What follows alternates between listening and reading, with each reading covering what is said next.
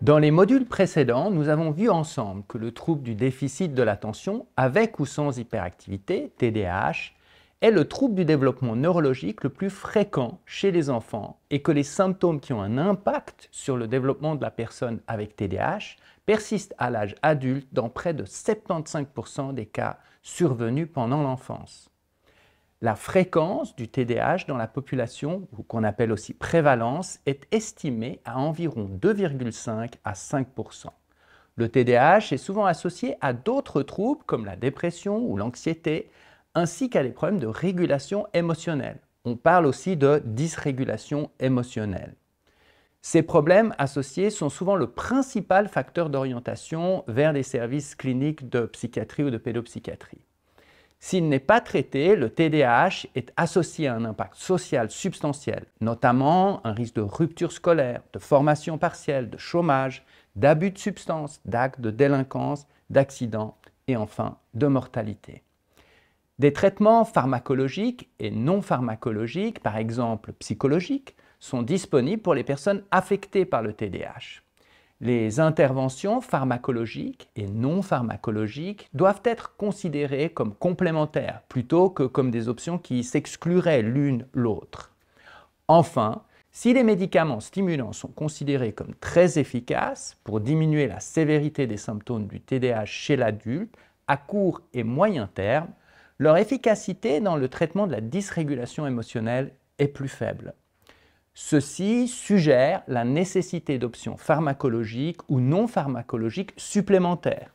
Les traitements non pharmacologiques, psychothérapeutiques, comme les interventions psychologiques, le développement de compétences, en anglais on parle de skill building, ou encore les interventions sur l'environnement et les aménagements seront détaillés dans les modules suivants. Dans ce module, on va se centrer sur les interventions dites biologiques. Nous allons voir ensemble la part que prennent les interventions biologiques psychopharmacologiques et biologiques non psychopharmacologiques dans la prise en charge thérapeutique du TDAH. Pour cela, je serai accompagné par deux experts reconnus dans le domaine que sont les professeurs David Coghill et professeur Samuel Cortez. Ils sont les auteurs de nombreuses recherches et de très nombreuses publications sur le TDAH.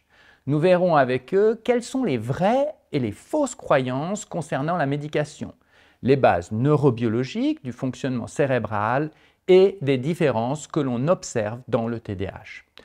En quoi les traitements médicamenteux s'adressent spécifiquement à ces différences du fonctionnement cérébral. Nous approfondirons ensemble les différentes catégories de médication comme les stimulants et non stimulants et nous verrons comment fonctionnent ces différents médicaments et molécules.